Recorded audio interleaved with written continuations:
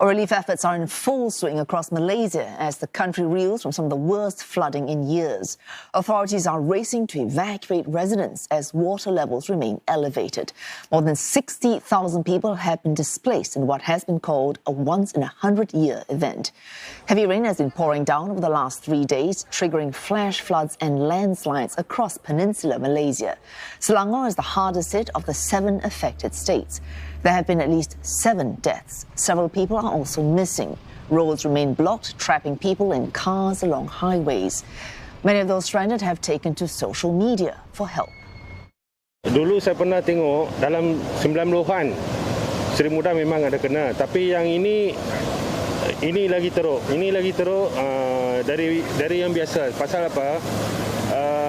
Kebanyakan perumahan, kebanyakan orang yang kena efek ni semua tak dapat nak disangkakan macam mana dia boleh efek macam ni.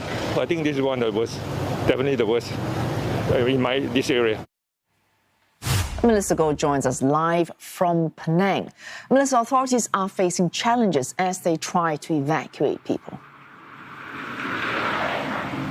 Indeed, it's no mean feat, and many were caught totally off guard. Now, authorities from the Civil Defence Force, the police, including volunteers, are chipping in with boats and dinghies to ferry flood victims from their homes. Now, in Taman Sri Muda, the worst-hit areas in densely populated Selangor State, I spoke with reporters on the ground, and many, they said, refused to leave their homes, their belongings. Some are worried about COVID-19 infections. They prefer to hold up upstairs in their homes and wait it out. But the flood waters isn't receding as fast, at least not fast enough. 3 deaths were reported in that area alone. Victims were drowned. Now, in other areas in central state of Kelantan, in Pahang, local media is reporting that 5 were dead after they were swept away by gushing flood waters, and more are reportedly still missing as we speak. Now, some roads are still closed, access is cut off. Also, there were reports of landslides in many places in and outside of Kuala Lumpur. So although the rain has stopped, the number of evacuees is rising in Pahang and Klang Valley. It's going to be days, even weeks, before things can return to normal in some of these places.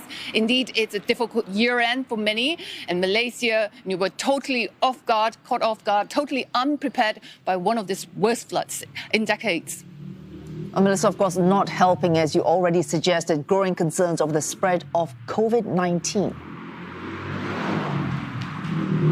Indeed, the Health Minister, Khairi Jamaluddin himself at a news conference earlier in Parliament. Now, he is expecting a possible surge in COVID-19 cases. So far, since the evacuation began over the weekend, more than 180 evacuees, he said, were tested positive at the relief centres, majority in Selangor. They and their close contacts are now being isolated and quarantined, some in hospitals, others at the temporary quarantine centres. But the good news here is most of them are in category 1 and 2, which means that they have either no symptoms or mild ones. Now, Malaysia has already vaccinated almost 80% of its entire population. Now it's stepping up booster shots for all the 18 years old and above. Now, Health Minister Khairi also reminded rescue workers and victims, as well as the public at large, to observe strict SOPs, wear their masks constantly, and use hand sanitizers if frequent washing of hands is not possible, because many of these flood-hit areas, the water is cut. Now, let's take a listen. Yeah, you're rescuing people from the flood. That is the priority. So kita faham, cuma kita bersiap sedia mungkin akan berlaku kenaikan kes disebabkan beberapa langkah-langkah kesihatan awam memang tak dapat dipatuhi disebabkan keadaan banjir. Jadi sistem kesihatan awam kita sudah pun Tan Sri KPK telah maklumkan kepada semua negeri untuk bersiap siaga untuk kita menerima peningkatan kes disebabkan musibah bencana banjir yang telah melanda negara kita.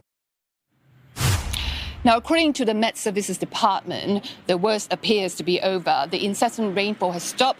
Now, the Met Services Department also doesn't expect persistent rainfall in the days ahead. The number of flood victims, however, in Selangor and Pahang continues to rise, with more than 61,000 people evacuated to the relief centres. Now, Malaysia is now bracing for a possible spike in COVID-19 cases.